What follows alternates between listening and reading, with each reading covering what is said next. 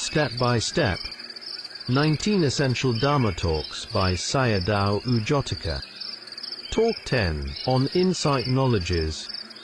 Sayadaw explains the verse composed by Mogok Sayadawgi. This verse appears in a sutta that explains the 5 factors for realization: strong faith, good health, practice with a straightforward mind, diligent practice, and discernment of anicca. One must have confidence in the Buddha, Dharma, and Sangha, and also confidence in karma and its results. One should avoid unskillful actions, unwholesome and harmful deeds, and cultivate skillful actions, such as dana, sila, and karga, which greatly support samadhi. I would like to mention how Sayadawgi himself practiced at his place. During periods of practice, whoever came to see him, he would not receive them. He followed a very disciplined routine. Some disciples mentioned that Sayadawgi never used a clock, yet whatever he did according to his timetable was always very accurate. Do not try to make a rising and dissolution happen by yourself.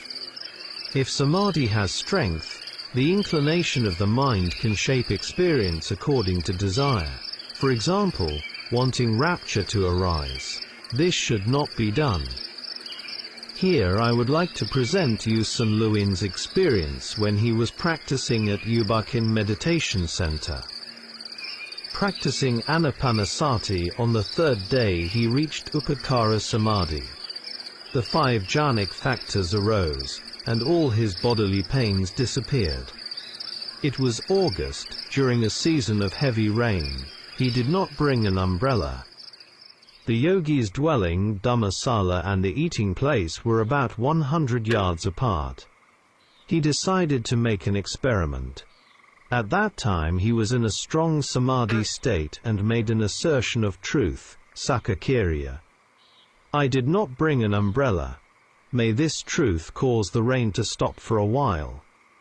Instantly the rain stopped. He ran to his cell, and after arriving, the rain began again.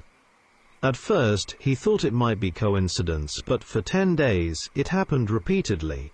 Each time he made the assertion of truth. You must contemplate these experiences as a stranger, without identification. In the initial stage, the yogi discerns both arising and dissolution. With the development of jnana, insight knowledge deepens progressively. There is no attention to arising, instead attention rests only on dissolution, seeing it clearly. This is the knowledge of dissolution, bhanga jnana. Pain and ache exist only as subhava phenomena, known merely as momentary events, like brief flashes. At first, bodily form is still perceived, later only the nature of dissolution remains. The mind no longer goes out toward objects of form. As dissolutions become more frequent, fear may arise, and phenomena are perceived as dangerous. This is the knowledge of fearfulness, bhaya-jnana. Seeing dissolution clearly is knowing the essenceless nature of things. Later, one becomes weary of the dissolutions. Some people mistakenly take this weariness to be toward external objects or family members. In reality, it is weariness toward phenomena arising from the 6 sense doors. If the weariness is directed toward external objects, that indicates sticking and wrong view. Ditthi. One must be weary only of paramatha objects, otherwise one remains trapped in concepts. The yogi sees dissolutions in all situations, whether getting up from sitting, changing posture, or opening the eyes. Why does this happen? Because the arising process becomes shorter, and dissolution is seen more clearly. If one clings to arising or becomes frightened by it, the process appears longer.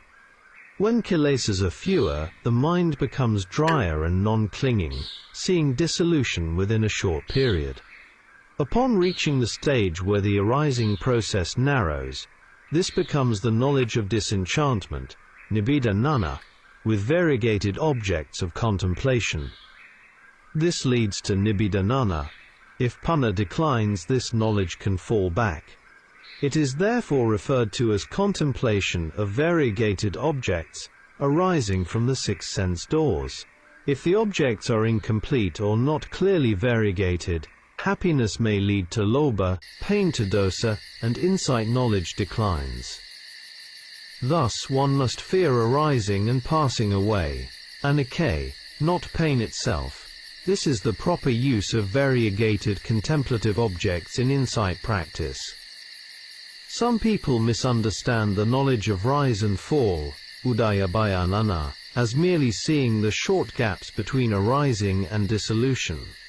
In truth, this knowledge knows dissolution in an inclusive way. It is like raindrops falling continuously.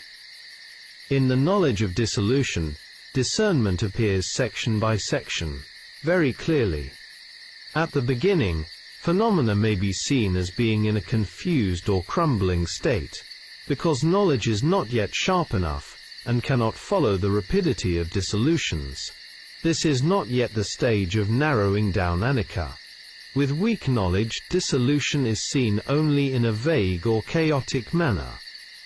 When weariness toward conditioned mind and body arises, knowledge matures and the yogi begins to see dissolution distinctly, as described above. These 2 points are important, because some yogis mistakenly take this immature knowledge to be mature realization.